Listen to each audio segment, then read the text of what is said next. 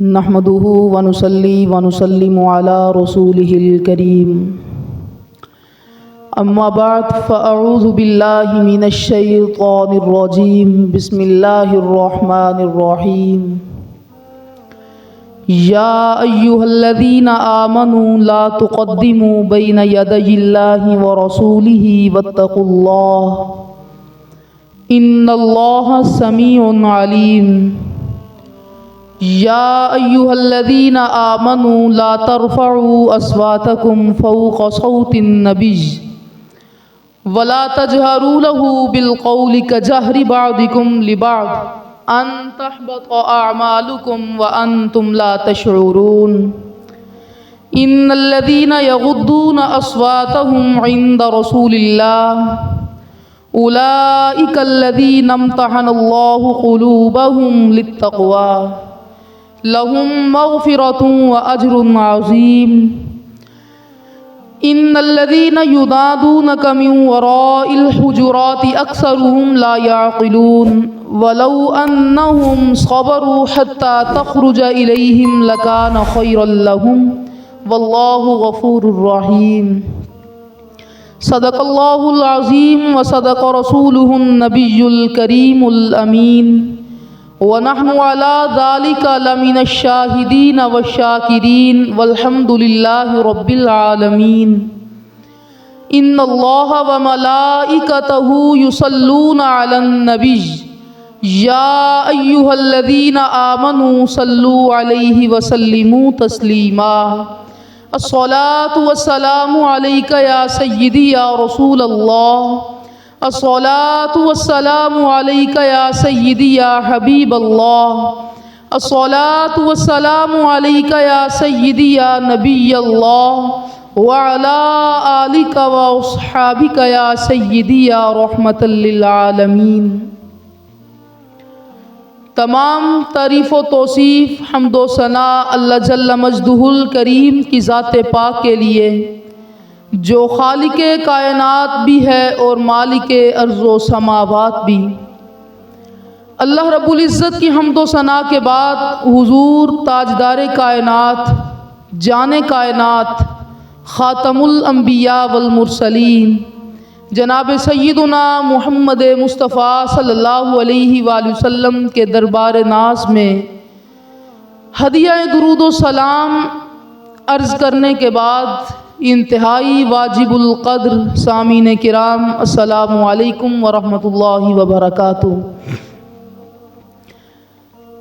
اللہ رب العزت کی محض توفیق کے ساتھ ایک مرتبہ پھر ہم اس جمعۃ المبارک کے خوبصورت اور روح پرور ماحول میں جمع ہیں۔ خالق کائنات سے دعا ہے کہ وہ ہمیں یوں ہی قائم و دائم رکھے۔ آج کے اس جمعۃ المبارک کا عنوان آداب رسالت مآب صلی اللہ علیہ وآلہ وسلم سے متعلق ہے۔ حضور صلی اللہ علیہ وآلہ وسلم آپ کا ادب یہ ایمان ہے۔ اللہ رب العزت نے قرآن کریم فرقان حمید میں بھی اس کو بیان فرمایا، اور حضور صلی اللہ علیہ وآلہ وسلم آپ نے بھی خود اس بات کو بیان فرمایا ہے۔ ہمارے جو پہلے لوگ گزر گئے، صحابہ اکرام رضی اللہ تعالی عنہم، سلف صالحین، علماء کرام، محدثین، فقہا، انہوں نے ہمیں ایک نظریہ دے دیا حضور علیہ الصلاۃ والسلام کا ادب ہم نے کیسے کرنا ہے۔ اور صحابہ اکرام کی تو پھر کیا بات ہے، انہوں نے حضور کا کس انداز کے ساتھ ادب کیا ہے ساری دنیا جانتی ہے۔ اللہ رب العزت نے قرآن کریم میں ہمیں حضور کا ادب سکھلایا ہے۔ یہ ایسا ایک عمل ہے جسے رب ہمیں سکھلا رہا ہے کہ تم نے میرے حبیب صلی اللہ علیہ وآلہ وسلم کا ادب کرنا کیسے ہے۔ سورہ حجرات ہے، پارہ نمبر 26 ہے۔ میرا رب قرآن میں ارشاد فرماتا ہے، یا ایہا الذین آمنوا، اے ایمان والو، اے اہل ایمان، لا تقدموا بین یدی اللہ ورسولہ، تم خدا اور اس کے رسول صلی اللہ علیہ وآلہ وسلم سے پیش قدمی نہ کرو، ان سے آگے نہ بڑھو۔ اب یہ جو آیت کریمہ ہے اللہ رب العزت نے کیوں نازل فرمائی، اس کا شان نزول کیا ہے؟ سیدہ طیبہ طاہرہ سیدہ عائشہ صدیقہ رضی اللہ تعالی عنہ آپ سے مروی ایک حدیث پاک ہے، آپ سے پوچھا گیا کہ اس آیت کا شان نزول کیا ہے، کہ اللہ اور اس کے رسول سے آگے بڑھنے سے کیا مراد ہے؟ تو سیدہ عائشہ صدیقہ رضی اللہ تعالی عنہ فرماتی ہے کہ حضور صلی اللہ علیہ وآلہ وسلم کے روزہ رکھنے سے پہلے کچھ لوگوں نے روزہ رکھ لیا تھا۔ سب سے پہلے یہ بات ذہن نشین ہو جائے کہ 29 شعبان مکمل ہو جانے کے بعد جو 30 شعبان ہوتی ہے، اگر اس میں مطلع ابر آلود ہو جائے اور چاند صحیح معنوں میں نظر نہ آئے تو اس کو یوم شک کہا جاتا ہے کہ یہ شک والا دن ہے، اس میں کیا روزہ رکھنا ہے روزہ نہیں رکھنا، پتہ نہیں چاند طلوع ہوا کہ نہیں ہوا، مطلع ابر آلود ہونے کی وجہ سے نظر نہیں آیا۔ تو کچھ صحابہ کرام نے یوم شک کا روزہ رکھ لیا، انہوں نے یہ سوچا، گمان کیا کہ مطلع ابر آلود ہے، شاید رمضان کا چاند طلوع ہو گیا ہے، تو حضور کے روزہ رکھنے سے قبل انہوں نے روزہ رکھ لیا۔ میرے رب نے قرآن نازل فرما دیا، فرمایا لا تقدموا بین یدی اللہ ورسولہ، نہ تم میری ذات سے آگے بڑھو نہ تم میرے حبیب کی ذات سے آگے بڑھنا۔ اس کی ایک وجہ یہ بیان فرمائی۔ اور مفسرین کرام اس آیت کی دوسرا شان نزول بیان فرماتے ہیں، فرمایا کہ یہ آیت مبارکہ اس وجہ سے نازل ہوئی ہے کہ چند صحابہ کرام نے عمل میں رغبت کرتے ہوئے کہ نیک عمل ہے اس میں جلدی کرنی چاہیے، انہوں نے حضور کی قربانیاں ابھی کھڑی ہوئی ہیں، حضور علیہ الصلوۃ والسلام نے ابھی عید الاضحیٰ کی نماز ادا نہیں فرمائی، تو چند صحابہ کرام نے کیا کیا، انہوں نے رغبت کی وجہ سے، شوق کی وجہ سے کہ ہم جلدی سے اس کار خیر میں شریک ہو جائیں، ان کو صحیح مسئلے کا نہیں اندازہ تھا۔ حضور کی قربانیاں کھڑی ہیں، انہوں نے حضور کی قربانی کرنے سے پہلے، حتیٰ کہ عید الاضحیٰ کی نماز ادا کرنے سے پہلے انہوں نے قربانی ذبح کر لی۔ اب جب حضور علیہ الصلوۃ والسلام کی پاک بارگاہ میں حاضر ہوئے، حضور علیہ الصلوۃ والسلام سے سارا مدعا عرض کیا، تو حضور کے بارگاہ میں یہ آیت نازل ہوئی، اللہ نے قرآن نازل فرما دیا، فرمایا یا ایھا الذین آمنوا لا تقدموا بین یدی اللہ ورسولہ، فرمایا کہ اے ایمان والو، نہ تم خدا کی ذات سے پہل کیا کرو نہ مصطفیٰ کی ذات سے پہل کیا کرو۔ ابھی حضور کی قربانیاں کھڑی ہیں اور تم نے حضور کی قربانی کرنے سے پہلے اپنی قربانی کیسے کر لی؟ تو اللہ رب العزت نے اس آیت مبارکہ کا نزول فرمایا، اور اس میں بڑا ایک لطیف نقطہ بھی موجود ہے، ایک لطیف اشارہ موجود ہے۔ صحابہ اکرام نے پہل قدمی تو حضور کی ذات سے کی تھی، یعنی کہ روزہ رکھا تو حضور کی ذات سے پہلے، قربانی کی تو حضور کی ذات سے پہلے، لیکن اللہ نے قرآن میں کیا فرمایا؟ فرمایا لا تقدموا بین یدی اللہ ورسولہ، تم اللہ سے بھی پہل قدمی نہ کیا کرو، رسول اللہ سے بھی پہل قدمی نہ کیا کرو۔ مطلب یہ ہے کہ رسول کی پہل قدمی کو میرے اللہ نے اپنی ذات کے اوپر پہل قدمی کے اوپر شمار کیا۔ فرمایا کہ میرے حبیب سے اگر کسی نے محبت کی تو اس نے میں خدا سے محبت کر لی، جس نے میرے حبیب کی ذات کی طرف انگلی کو دراز کیا، اعتراض والی انگلی کو دراز کیا، فرمایا اس نے خدا کی طرف اپنی انگلی کو دراز کیا۔ تو جس نے حضور کی ذات سے پہلے پہل قدمی کر لی تو فرمایا اس نے صرف حضور کی ذات سے پہلے نہیں بلکہ اللہ کی ذات سے پہلے بھی پہل قدمی کر لی۔ تو ہمیں ایک دین اللہ رب العزت نے عطا فرما دیا، ایک صحیح نظریہ عطا فرما دیا۔ تو فرمایا یا ایھا الذین آمنوا، اے ایمان والو، لا تقدموا بین یدی اللہ ورسولہ، تم اللہ اور اس کے رسول کی ذات سے پہل قدمی نہ کیا کرو، واتقوا اللہ، اللہ کی ذات سے ڈرا کرو، متقی بن جاؤ، پرہیزگار بن جاؤ، اللہ کی ذات سے ڈرا کرو۔ کوئی بھی معاملہ کرنا ہو سب سے پہلے شریعت اسلامی کو دیکھا کرو، اپنی من مرضی نہیں کرنی، اپنی عقل کے گھوڑوں کو نہیں دوڑانا، بلکہ کوئی بھی کام کرنا ہے، یہ جو اسلام ہے نا، ہمارا جو مذہب ہے، ہمارا دین ہے، یہ ہماری ہر معاملے میں رہنمائی فرماتا ہے۔ کوئی بھی ایسا معاملہ نہیں ہماری زندگی کا، چاہے سماجی ہو، چاہے معاشی ہو، معاشرتی ہو، سیاسی ہو، جس طرح کا مرضی معاملہ ہو، ہمیں اللہ اور اس کے رسول صلی اللہ علیہ وسلم اس کے واضح احکامات عطا فرماتے ہیں۔ تو اس لیے فرمایا واتقوا اللہ، اللہ کی ذات سے ڈرا کرو۔ ان اللہ سمیع علیم، بے شک اللہ رب العزت سننے والا بھی ہے اور باخبر بھی ہے، اللہ رب العزت جاننے والا بھی ہے۔ تو ایک ادب سکھلا دیا اللہ رب العزت نے ہمیں۔ اب دوسرا حبیب کی بارگاہ کا ادب کیا ہے؟ میرے رب نے قرآن میں ارشاد فرمایا یا ایھا الذین آمنو، اے ایمان والو، لا ترفعوا اصواتکم فوق صوت النبی، تم میرے حبیب کی آواز کے اوپر اپنی آوازوں کو بھی نہ کیا کرو۔ تمہاری آوازیں میرے حبیب کی آوازوں سے بلند نہیں ہونی چاہیے، تمہاری آوازیں ہر لمحہ ہر لحظہ تمہاری آوازیں میرے حبیب کی آواز سے پست رہنی چاہیے۔ ایک عقیدہ ہمیں عطا فرما دیا، حضور علیہ الصلوۃ والسلام کا ہمیں ادب عطا فرما دیا۔ اب اس ادب کے اوپر کیسے لوگ چلے، اس ادب کی کیسے انہوں نے پاسداری کی ہے؟ حضرت سیدنا امام مالک، ان کو امام دار الہجرہ بھی کہا جاتا ہے، حضرت امام مالک رضی اللہ تعالیٰ عنہ 40 برس تک آپ نے حضور علیہ الصلوۃ والسلام کے شہر پاک میں، حضور کے روضہ پاک کے سامنے بیٹھ کر 40 سال تک حدیث کا درس دیا ہے آپ نے، امام مالک رضی اللہ تعالیٰ عنہ نے۔ اور کمال ادب ہے ان کا۔ ایک محدثین جب بھی روایت ذکر کرتے ہیں نا، آپ نے بھی احادیث پڑھی ہوں گی، احادیث کے شروع میں آتا ہے قال قال رسول اللہ صلی اللہ علیہ وآلہ وسلم۔ ہر محدث حدیث کو بیان کرنے سے پہلے یہی کہتا ہے قال قال رسول اللہ صلی اللہ علیہ وسلم، میرے حضور نے ایسے فرمایا۔ لیکن حضرت امام مالک کا ادب دیکھیے ذرا، حضرت امام مالک روضہ رسول کے سامنے بیٹھ کر 40 سال تک حدیث کا درس دیتے رہے، اور جب بھی حدیث کو بیان کرتے تو یہ نہ کہتے قال قال رسول اللہ۔ حضرت امام شافعی فرماتے ہیں حضرت امام مالک کی اس ادا پر میں فدا ہو گیا۔ کمال کا ادب ہے، کیسا ادب ہے امام مالک کا۔ امام مالک جب بھی حدیث کو روایت کرتے کہتے قال صاحب ھذا المزار صلی اللہ علیہ وآلہ وسلم، کہ یہ جو حدیث پاک ہے اس مکین گنبد خضرا نے ارشاد فرمائی ہے۔ گنبد خضرا میں یہ جو صاحب جلوہ فرما ہے نا، یہ حدیث پاک انہوں نے بیان فرمائی۔ یہ ادب امام مالک رضی اللہ تعالیٰ عنہ کا ہے۔ اور صحابہ کرام رضی اللہ تعالیٰ عنہ، ان کے ادب کے تو کیا کہنے، ان کو اللہ رب العزت نے کیسا حبیب کا ادب سکھلایا ہے۔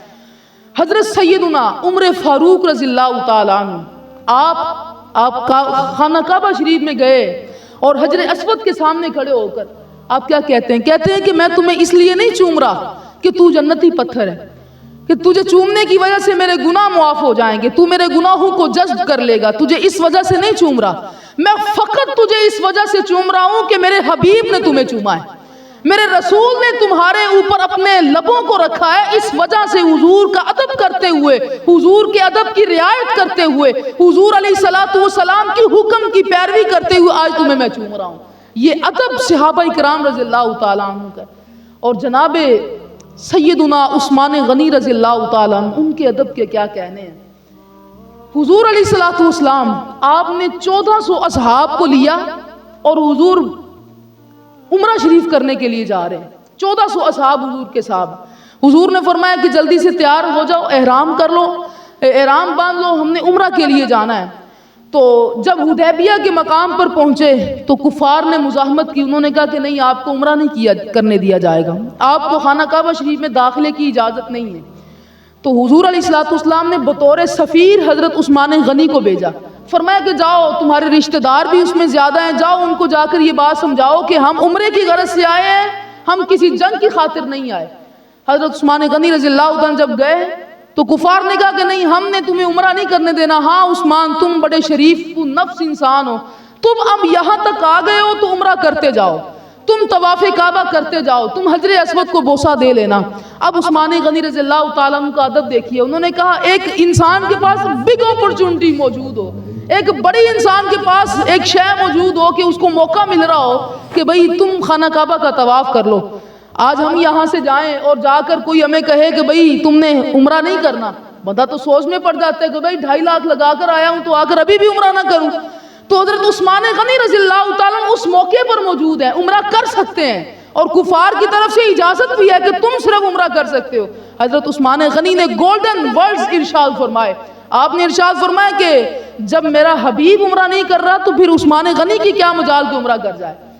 جب حضور علیہ الصلوۃ والسلام کو طواف کعبہ کرنے کی اجازت نہیں ہے تو تم کیسے گمان کر سکتے ہو کہ عثمان حبیب کے بغیر عمرے کی ادائیگی کر لے۔ یہ ادب جناب سیدنا عثمان غنی رضی اللہ تعالیٰ عنہ کو اللہ رب العزت کی طرف سے عطا کیا گیا۔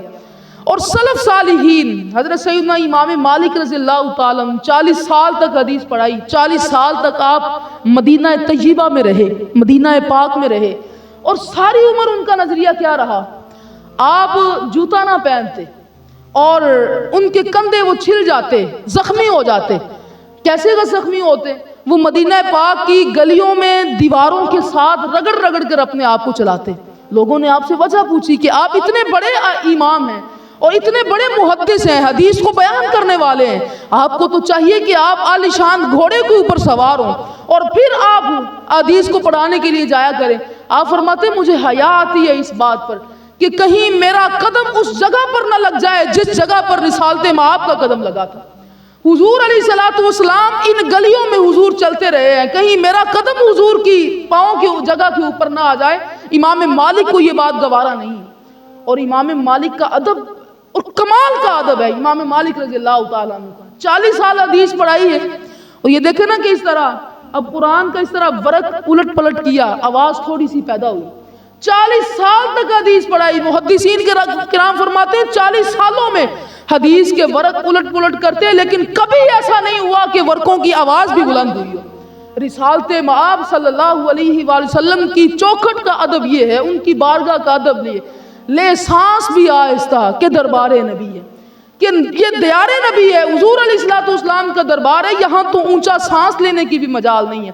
بایزید بستامی رضی اللہ تعالیٰ عنہ، جنید بغدادی رضی اللہ تعالیٰ عنہ، جب آپ مدینہ طیبہ میں داخل ہوتے، حضور علیہ الصلوۃ والسلام کی ذات کے سامنے سے گزرنے لگتے سلام عرض کرنے کے لیے حضور کے روضے کے سامنے سے، تو اپنی سانس کو بند کر لیتے، کہتے کہ یہ وہ ادب کی جا ہے جہاں پر سانس بھی بلند کرنے کی اجازت نہیں ہے۔ حضرت کیسی کمال کی حضرت امام مالک رضی اللہ تعالیٰ عنہ کو اللہ نے ادب عطا فرمایا حبیب علیہ الصلوۃ والسلام کا۔ اور امام بخاری رضی اللہ تعالیٰ عنہ حدیث کا بڑا ادب ہے، حضور علیہ الصلوۃ والسلام کے فرامین کا بڑا ادب ہے۔ ایک قرآن یہ اپنی جگہ پر ہے، حدیث مصطفیٰ کا اپنا ایک معیار ہے۔ امام بخاری رضی اللہ تعالیٰ عنہ آپ جب حدیث کو لکھنے بیٹھتے نا، جب آپ اس کو لکھنے کے لیے بیٹھتے، سب سے پہلے آپ غسل فرماتے، غسل کر کے اعلیٰ لباس پہنتے، خوشبو لگاتے، جس جگہ پر بیٹھنا ہوتا وہاں پر لبان کو، وہاں پر خوشبو کو وہاں پر چھوڑا جاتا اور آپ کے جگہ کو معطر کیا جاتا، اور پھر امام بخاری رضی اللہ تعالیٰ ایک اعلیٰ مسند کے اوپر بیٹھ کر حدیث رسول کو بیان کیا کرتے تھے۔ اور امام مالک کا عقیدہ کیا ہے؟ امام مالک کے دربار پر، امام مالک کے گھر پر اگر کوئی دستک دیتا تو آپ اپنے غلام کو بھیجتے، فرماتے کہ جاؤ جا کر پوچھو، اگر تو کوئی شرعی مسئلہ پوچھنے کے لیے آیا تو آپ اس کو ویسے ہی عطا فرما دیتے، ویسے ہی اس کو بیان فرما دیتے۔ لیکن اگر کوئی کہتا کہ میں حدیث رسول سننے کے لیے آیا ہوں تو پھر اس کا مکمل اہتمام کرتے کہ یہ حدیث رسول ہے، کوئی عام چیز نہیں ہے کہ اس کو بیان کر دیا جائے۔ تو یہ حضور علیہ الصلوۃ والسلام کی بارگاہ کا ادب اللہ رب العزت نے ہمیں سکھلایا ہے۔ اور اللہ فرماتا ہے، فرمایا وَلَا تَجْهَرُوا لَهُ بِالْقَوْلِ كَجَهْرِ بَعْضِكُمْ لِبَعْضٍ أَن تَحْبَطَ أَعْمَالُكُمْ وَأَنْتُمْ لَا تَشْعُرُونَ۔ فرمایا کہ تم آپس میں جس طرح آوازیں کستے ہو نا، اونچی آواز سے لوگوں کو بلا لیتے ہو، ندا دے دیتے ہو، اس طرح میرے حبیب کی بارگاہ میں ایسا نہ کرنا۔ حضور کو اس طرح نام لے کر اور اونچی آواز سے جس طرح آپس میں پکارتے ہو، اس طرح کبھی حبیب کو نہ پکارنا۔ کیوں؟ ان تحبط اعمالکم وانتم لا تشعرون، کہیں ایسا نہ ہو کہ تمہارے اعمال حبط ہو جائیں اور تمہیں شعور بھی نہ ہو۔ ایک ہوتا ہے ضبط، ایک ہوتا ہے حبط۔ یہاں پر اللہ رب العزت نے حبط کا ذکر فرمایا۔ ضبط کس کو کہتے ہیں؟ ضبط مثال کے طور پر کوئی معاملہ بنا تو حکومت انسان کے اموال کو ضبط کر لیتی ہے، لیکن جیسے ہی معاملہ ختم ہوا تو اس ضبط شدہ مال کی واپسی قابل ممکن ہے۔ لیکن حبط کیا چیز ہے؟ حبط یہ ہے کہ اس شے کو مٹا دیا جائے۔ فرمایا کہ جو میرے حبیب کا گستاخ ہو، جو میرے حبیب علیہ الصلوۃ والسلام کی بارگاہ میں اپنی آواز کو بلند کرے گا، فرمایا میں اس کے اعمال کو ضبط نہیں کروں گا بلکہ حبط کر لوں گا، مٹا دوں گا، اور اس کو شعور بھی نہ ہوگا۔ قیامت والے دن وہ اعمال کی فہرست ڈھونڈتا پھرے گا کہ میں نے تو وہ کام بھی کیا تھا، وہ نیک کام بھی کرتا رہا، نمازیں بھی پڑھتا رہا، سارے کام کرتا رہا، لیکن میرا خدا فرمائے گا کہ سارے کام اپنی جگہ پر، میرے حبیب کا ادب یہ اپنی جگہ پر ہے۔ ساغر صدیقی نے کیا خوب کہا، ساغر صدیقی کہتے ہیں میں نے پلکوں سے در یار پہ دستک دی ہے، میں وہ سائل ہوں جسے کوئی صدا یاد نہیں۔ کہ میں، یہ ان کا ایک تخیل ہے وہ اس طرح گئے نہیں ہیں دیار نبی پر، لیکن ایک تخیل کو پیش کیا. کہتے ہیں کہ میں نے پلکوں سے در یار پہ دستک دی ہے، کہ میں اگر حضور کی بارگاہ میں جاتا ہوں، اگر دستک دینے کی ضرورت محسوس ہو تو میں نے پلکوں سے در یار پر دستک دی ہے. میں وہ سائل ہوں جسے کوئی صدا یاد نہیں. ساغر صدیقی کا تخیل اپنی جگہ پر ہے. اللہ رب العزت نے پھر آگے حضور کا ادب بیان فرمایا. فرمایا ان الذین یغضون اصواتهم عند رسول اللہ اولئک الذین امتحن اللہ قلوبهم للتقوی. وہ لوگ جو حبیب کی بارگاہ میں اپنی آوازوں کو پست رکھتے ہیں، جن کی آوازیں حضور کی آوازوں سے بلند نہیں ہوتی. اولئک الذین امتحن اللہ قلوبهم للتقوی. فرمایا یہی وہ لوگ ہیں جن کے دلوں کو اللہ نے تقوی کے لیے پسند کر لیا ہے. یہی لوگ متقی ہیں. لہم مغفرۃ واجر عظیم. ان کے لیے مغفرت بھی ہے اور اللہ کی طرف سے اجر عظیم بھی عطا ہوگا. ان الذین ینادونک من وراء الحجرات اکثرهم لا یعقلون. اب یہ آیت کریمہ اس کا شان نزول کیا ہے؟ وفد بنی تمیم حضور کی بارگاہ میں دوپہر کے وقت حاضر ہوا، اور وہ زمانہ جاہلیت میں زندگی گزار رہے تھے. ان کو حضور کی بارگاہ کے ادب نہیں پتا تھے. جب وہ دوپہر کو آئے تو انہوں نے حضور کے حجرہ مبارک کے باہر سے کھڑے ہو کر حضور کو آوازیں لگانا شروع کر دی، بلند آواز سے حضور کو پکارنا شروع کر دیا. حضور تو باہر تشریف لے کر آئے، لیکن ساتھ میں جبرائیل امین بھی حاضر ہو گئے رب کا قرآن لے کر. رب فرماتے ہیں ان الذین ینادونک من وراء الحجرات. وہ لوگ اے میرے حبیب جو آپ کو حجرے کے باہر سے کھڑے ہو کر اونچی اونچی آوازیں دیتے ہیں. فرمایا اکثرهم لا یعقلون. ان میں سے بہت لوگوں کے پاس تو عقل ہے ہی کوئی نہیں.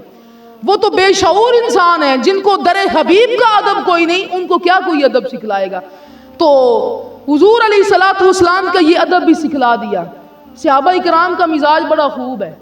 صحابہ کرام کبھی حضور کو آواز نہیں دیتے تھے. حضور علیہ الصلوۃ والسلام کی ذات کو اونچی آواز سے پکارنا تو بڑی دور کی بات ہے. اگر کوئی حاجت پیش ہوتی ان کو تو وہ دیار نبی کے باہر جا کر بیٹھ جاتے، چوکھٹ رسول پر جا کر بیٹھ جاتے.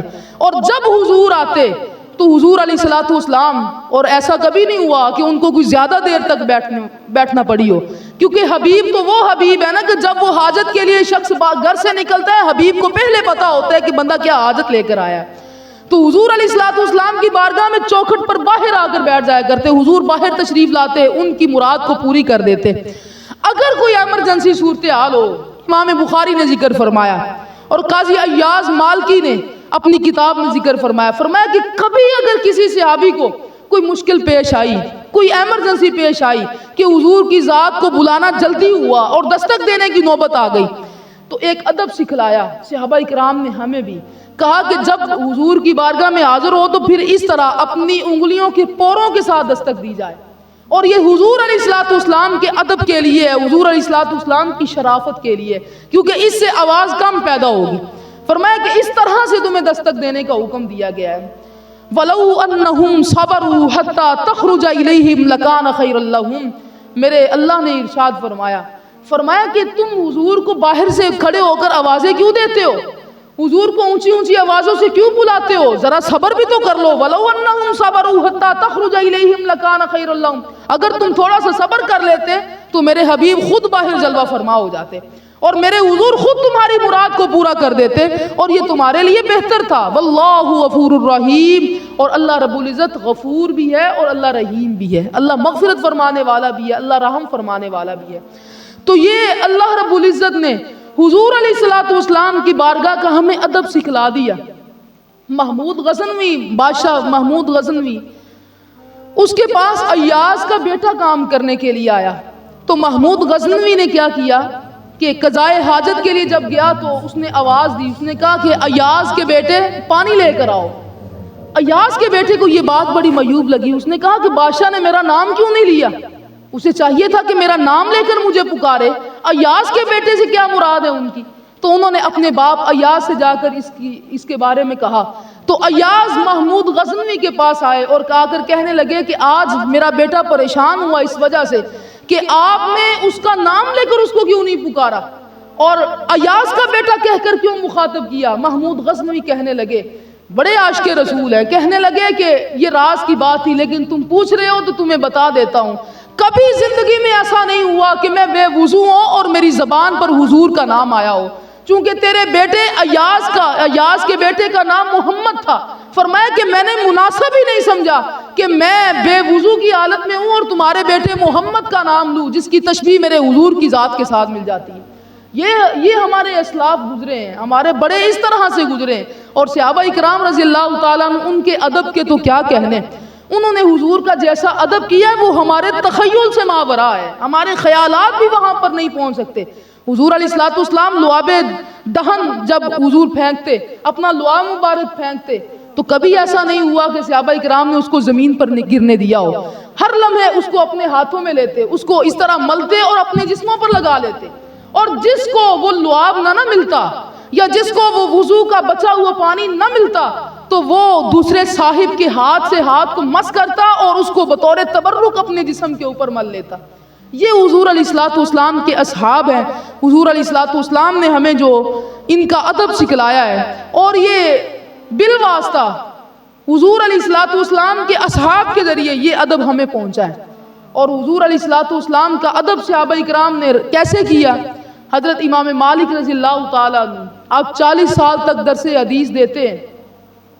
ایک واقعہ بڑا مشہور ہے، حضرت امام مالک رضی اللہ تعالیٰ عنہ حدیث پڑھا رہے ہیں، اور حدیث پڑھاتے ہوئے ان کے پاؤں کے اوپر بچھو نے کاٹنا شروع کیا، تو طالبین کہتے ہیں کہ ہم نے دیکھا کہ امام مالک کا رنگ متغیر ہو رہا ہے، زرد ہو رہا ہے، پتہ نہیں کیا پریشانی، حدیث بھی پڑھا رہے ہیں، رنگ بھی متغیر ہو رہا ہے۔ جب حدیث کی فراغت ہوئی، حدیث کو مکمل کیا، تو طالبین نے سوال کیا امام مالک رضی اللہ تعالیٰ سے، استاد محترم آج کیا بات ہوئی کہ آپ حدیث پڑھا رہے ہیں اور آپ کا رنگ متغیر ہو گیا، رنگ تبدیل ہو گیا، کس کی کیا وجہ ہے؟ تو آپ نے اپنا پاؤں آگے کیا، کہا کہ جب میں حدیث رسول پڑھا رہا تھا تو بچھو مجھے بار بار ڈستا رہا، اور میں اس خیال سے اپنے آپ کو جنبش نہ دے سکا، اپنے آپ کو ہلا نہ سکا۔ کیونکہ یہ بڑے بلند پایا مقام حضور کی حدیث کو میں پڑھا رہا تھا۔ اور آج ہم اپنے اعمال کا جائزہ لے لیں، آج ہم کہاں پر کھڑے ہوئے ہیں، اور حضور علیہ الصلوۃ والسلام کے اصحاب نے ہمیں حضور علیہ الصلوۃ والسلام کا ادب کیا سکھلایا ہے۔ یہ سورہ حجرات کی ابتدائی 4 آیتیں وہ حضور علیہ الصلوۃ والسلام کے ادب کے اوپر محمول ہے۔ اللہ رب العزت کی بارگاہ میں یہی دعا ہے کہ اللہ رب العزت ہمیں بھی حضور کا ویسا ہی ادب کرنے کی توفیق عطا فرمائے۔ وما علینا الا البلاغ المبین۔